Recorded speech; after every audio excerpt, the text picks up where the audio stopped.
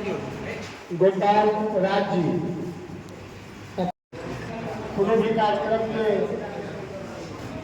संचालन हेतु एक अध्यक्ष की आवश्यकता हुई है और एक काम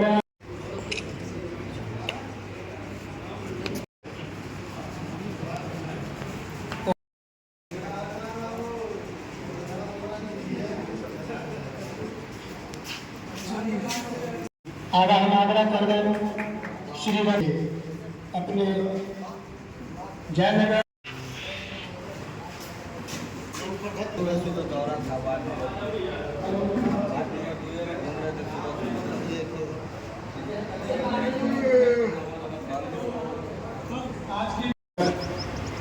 कल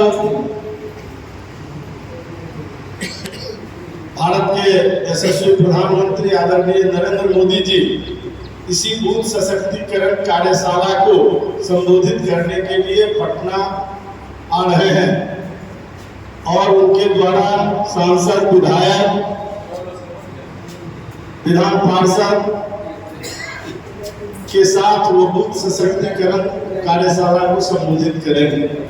अब इसी बात से आप इसके महत्व को समझ सकते हैं कि ये बूथ सशक्तिकरण कार्यशाला यहाँ तक कि भारत के प्रधानमंत्री भी बूथ सशक्तिकरण की बैठक लेने के लिए पटना में आ रहे हैं।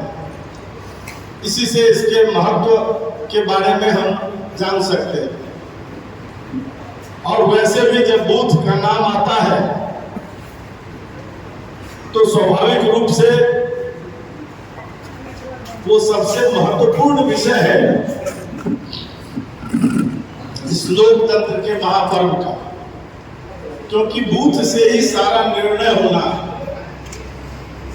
और इसलिए भारतीय जनता पार्टी प्रारंभ से ही कहती आई है कि बूथ जीता देश जीता। आप और हम सब लोग अपने अपने बूथ को जब जीत लेते हैं तभी विधानसभा, लोकसभा को हम जीत पाते हैं।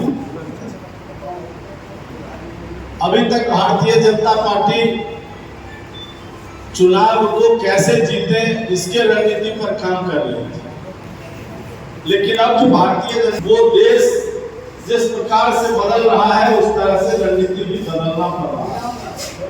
और अब कोई भी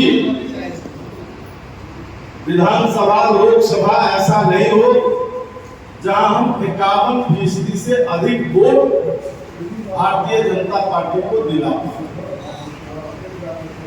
अब हम 51% से ज्यादा वोट भारतीय जनता पार्टी को अगर जिस विधानसभा, लोकसभा में आप दिला देंगे तो लोकतंत्र 51 का खेल है।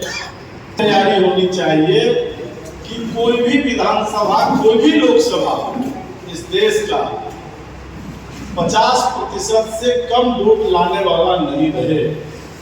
तो उसके लिए क्या करना? उसके लिए जरूरी है कि हर बूथ पर 51% से ज्यादा वोट पड़े। उसके लिए जरूरी है कि जिस बूथ पर हम जीतते आ रहे हैं उस पर 10% कैसे बढ़े।